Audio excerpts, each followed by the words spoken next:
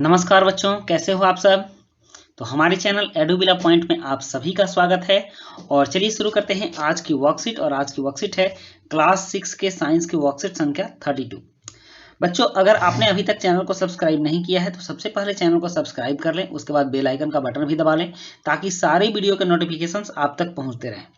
तो चलिए देखते हैं कि आज की वर्कशीट में हमें क्या जानना है। प्रकाश, छायाएं एवं परावर्तन।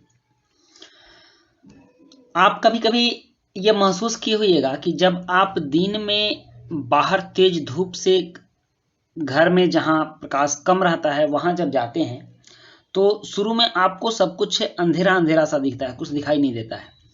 लेकिन धीरे धीरे जब 5 मिनट 7 मिनट जब आप उस रूम में रह लेते हैं तो वस्तुएं दिखने लगती हैं। लेकिन उस रूम का भी अगर आप बल्ब लाइट बंद कर दें तो कुछ भी नहीं दिखता, जबकि आपकी आंखें सही काम कर रही होती हैं। तो इसका कारण क्या है? इसका कारण है कि हमें कोई भी वस्तुएं तभी दिखती हैं जब रोशनी होती है। बिना रोशनी के अंधेरे में आंखों के रहते हुए भी हम किसी वस्तु को नहीं देख सकते हैं। जैसे रोशनी के न होने पर अंधेरे में क्या आप किताब पढ़ सकते हैं? आंखों के होते हुए भी प्रकाश की अनुपस्थिति में हम ऐसा नहीं कर सकते। जब तक प्रकाश नहीं होगा हम किताब नहीं पढ़ेंगे। किताब पढ़ने के लिए हम टेबल लैंप जलाते हैं, घर का बल्ब जलाते हैं, और जब रोशनी आती है तभी हम किताबों को देख पाते हैं, उनके अक्षर को पढ़ पाते हैं। कमरे में बल्ब ही प्रकाश का स्रोत है। और कमरे में प्रकाश कहाँ से आता है? तो बिजली के बल्ब से आता है। वह बल्ब प्रकाश का स्रोत है क्योंकि प्रकाश वहां से आता है। इसी प्रकार सूर्य दूसरा ऐसा स्रोत है जो अपना प्रकाश देता है। दिन के समय इसका प्रकाश हमें वस्तुओं को देखने में सहायक होता है। वे वस्तुएं जैसे सूर्य जो अपना प्रकाश देते हैं उन्हें दीप्त पिंड कहते हैं। सूर्य प्रकाश का एक प्राकृतिक स्रोत है और बल्ब मानव निर्मित प्रकाश का स्रोत है। मतलब कि हमें जहां से प्रकाश आता है वे सभी वस्तुएं प्रकाश का स्रोत होती हैं। तो यहाँ देखिए प्रकाश के सूक्ष्म चित्र दिया गया है। यह सूर्य क्या है? दीप्त पिंड। यह प्रकाश का स्रोत है, प्रकाश देता है, इससे प्रकाश निकलता है। जुगनू भी प्रकाश देती है और टॉर्च भी प्रकाश देता है।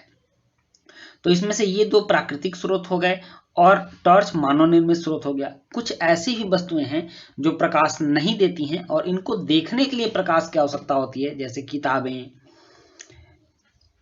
कोई मनुष्य हो गया या कोई आदमी हो गया, कलम हो गया, घर में बैठने वाला स्टूल हो गया। तो ये सभी अदीप्त वस्तुएं हैं जो जलती नहीं है, प्रकाश नहीं देती हैं, इनमें दीप्ति नहीं होती है। अब यहाँ भी 3 तरह की वस्तुओं के बारे में बात की जा रही है। एक पारदर्शी वस्तु होती है। पारदर्शी वस्तु कौन होती है? वे वस्तुएं जो अपने अंदर से प्रकाश को जाने देती हैं, जिसके कारण हमें आर पार दिखाई देता है। वे वस्तुएं अपारदर्शी होती हैं। जैसे आपने शीशा देखा होगा, बस में जब आप बैठते हैं या कार में बैठते हैं तो उसमें शीशा लगा होता है और शीशे के उस पार की वस्तुओं को भी हम देख पाते हैं।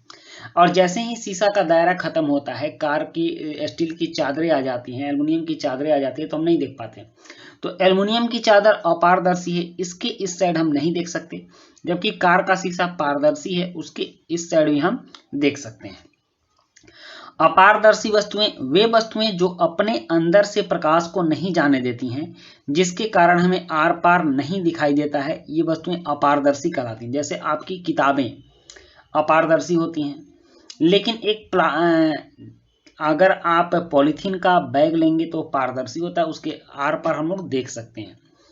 पारभासी वस्तुएं क्या होती हैं? वे वस्तुएं जो अपने अंदर से थोड़ा थोड़ा प्रकाश को जाने देती हैं, जिसके कारण हमें वस्तुएं धुंधली या साफ नजर नहीं आती। जैसे कि आप कोई पतला कपड़ा ले लीजिए, उसकी पट्टी आंखों पर लगाएंगे तो उसके पार भी कुछ हल्का हल्का दिखता है, तो वह पारभासी वस्तुएं हो गई। या फिर आप एक प्लेन पेपर ले लीजिए, सादा व्हाइट पेपर ले लीजिए और उसमें थोड़ा सा तेल लगा दीजिए, हल्का, बिल्कुल हल्का सा तेल लगाइए और तब उसको आंखों के सामने देखिए, वो पारभासी हो जाएगी। उसके पीछे की चीजें भी हल्की हल्की दिखेंगी, धुंधली नजर आएंगी, साफ नजर नहीं आएंगी। तो इस तरह से ये वस्तुएं 3 प्रकार की होती हैं: पारदर्शी, अपारदर्शी और पारभासी। अब यहाँ आपके लिए अभ्यास प्रश्न दिया गया है। प्रश्न है कि नीचे दी गई वस्तुओं को दीप्त पिंड या अदीप्त पिंड में वर्गीकृत कीजिए। दीप्त पिंड मतलब जो अपने अंदर से प्रकाश उत्सर्जन करता है, प्रकाश निकालता है, उसको दीप्त पिंड कहते हैं। और अदीप्त पिंड जिसके अंदर से प्रकाश नहीं निकलता उसको अदीप्त पिंड कहते हैं। तो दीप्त पिंड में हो गया टॉर्च, टॉर्च क्या हो गया, टॉर्च हो गया दीप्त पिंड, सूर्य हो गया दीप्त पिंड, और जुगनू हो गया दीप्त पिंड, जुगनू। उसके बाद अदीप्त पिंड में किताब हो गया अदीप्त पिंड, जिससे प्रकाश नहीं निकलती। उसके बाद स्टूल, यह हो गया अदीप्त पिंड, और पेन भी अदीप्त पिंड होता है। तो आपने दीप्त और अदीप्त पिंड के बारे में जान लिया।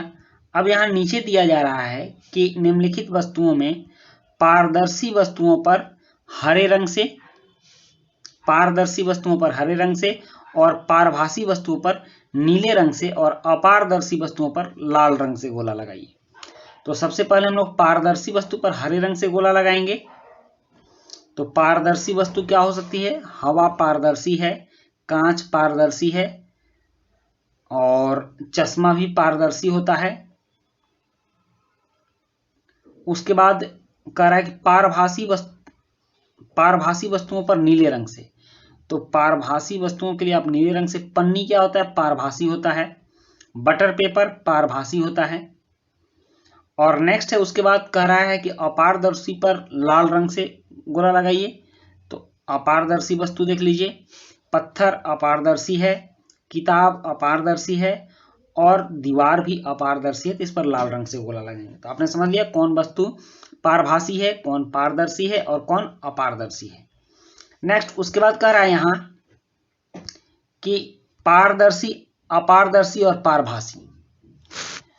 पारदर्शी वस्तु दिखा रहा है जिसके अंदर से प्रकाश गुजरती है, पारभासी जिसके अंदर से थोड़ा थोड़ा प्रकाश जाने देती है, और अपारदर्शी जिसके अंदर से बिल्कुल भी प्रकाश नहीं जाता, वह अपारदर्शी कहलाता है। तो इस तरह से आपकी बहुत ही आसान सी वर्कशीट थी आज की, और आज की वर्कशीट कंप्लीट होती है। वीडियो अच्छी लगी हो तो लाइक, सब्सक्राइब, कमेंट जरूर कीजिएगा। मिलते हैं नेक्स्ट वीडियो में। Thank you.